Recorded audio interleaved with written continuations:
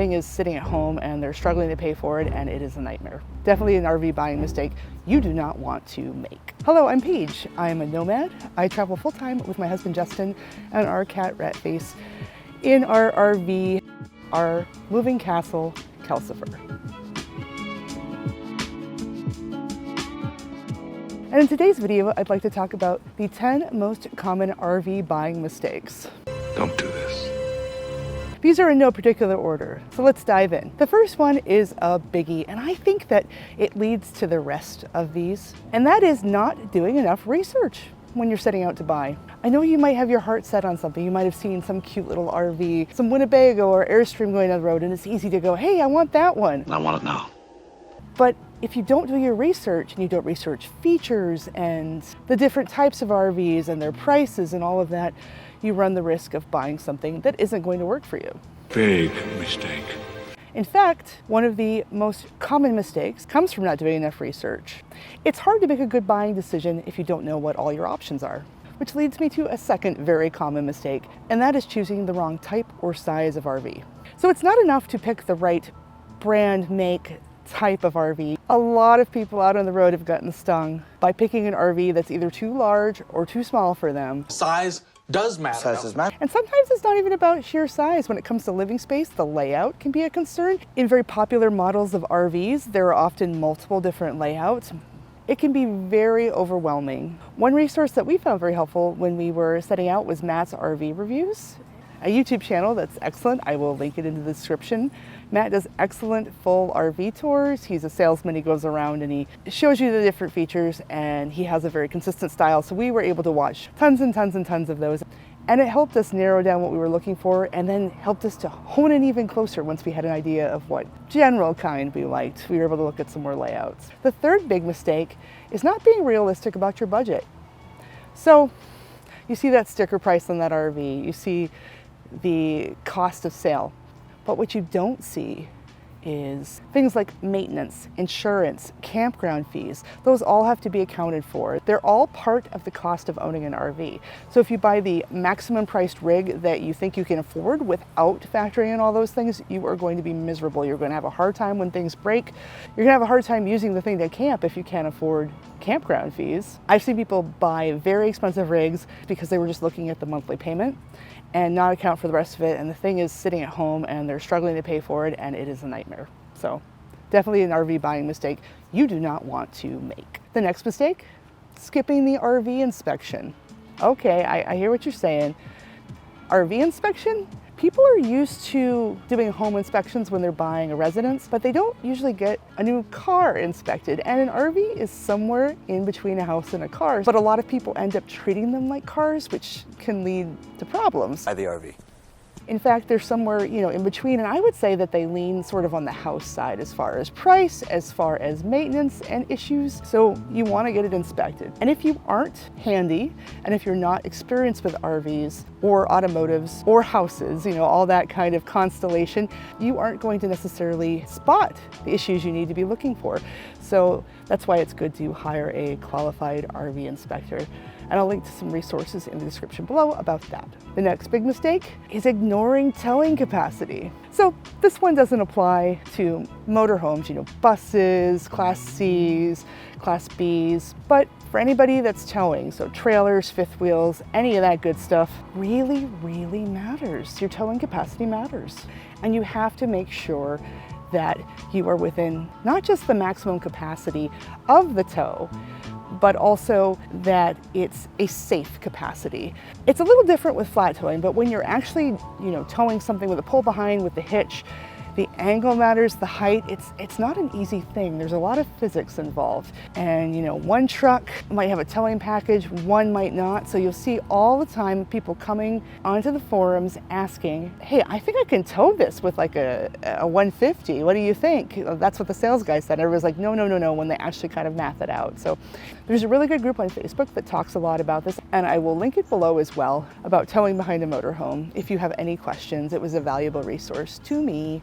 It's helped me understand towing physics better. My husband Justin actually is pretty good with it. He's towed a race car. He's done some towing trailer work before. I have not, so it's been a good resource for me. And so if I can understand it, it'll work out for other people, but I'll link it below. The sixth mistake is not thinking long-term. So it's really easy to get wrapped up in the excitement of buying a new RV, thinking about the places you want to go, what you want to do, the adventure, the excitement, and not think about 6 months, a year, 2 years, 5 years from now, when you still have the RV and maybe things change.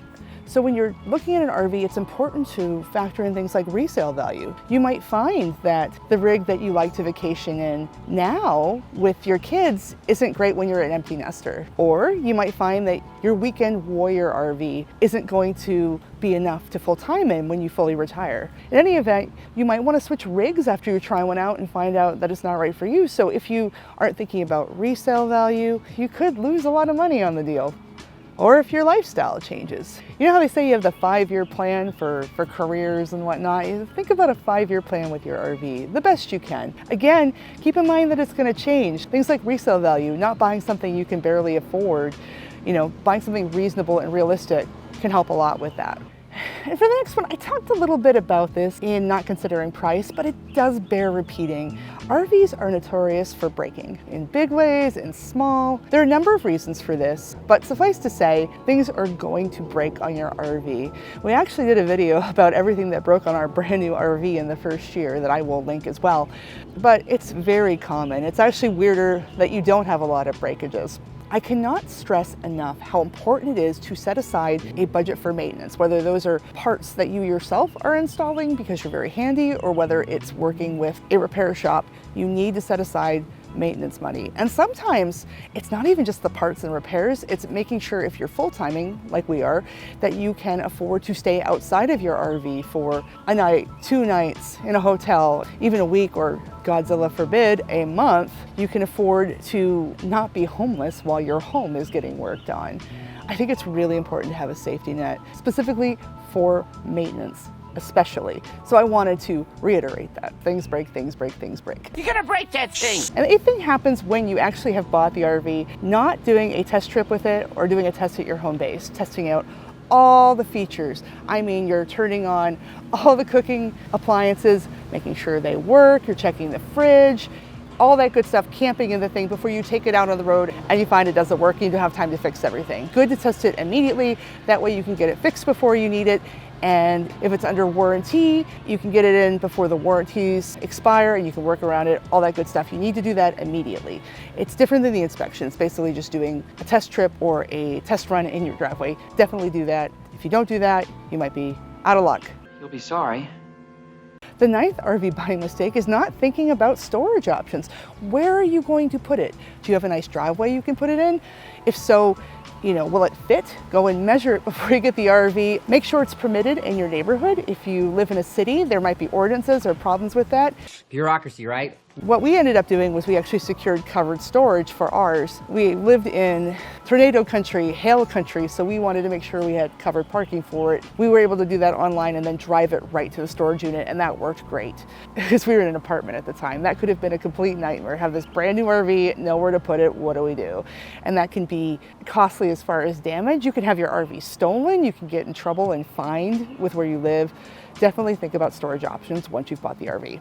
And the final mistake is really simple to do, and I think a lot of people have done it, and that's rushing the decision. It's easy to do when you're excited about getting the RV and going on your adventures, but I think the best idea is to take your time, do your research, think about it, let yourself get a little less excited before you go and buy an RV, and I think you will make better decisions, you will be more informed, and you're actually more likely to be able to resist high pressure sales tactics. This True Coat stuff, it'll keep the salt off. Yeah, don't go in excited. Go in once you're no longer excited, once you're tired of thinking about RVs and you know quite a bit about them, and you will do really well.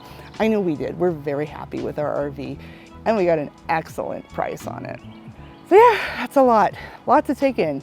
But the good news is if you can avoid these common RV buying mistakes, it can be one of the best things you ever do buying one. You can have so much fun. I'm personally so glad we did it. No regrets. 10 out of 10, love it. Well, that's just my take. Is there anything I missed? And have you made any of these mistakes? Let me know below. It's been great talking to you as always, and I'll see you next week.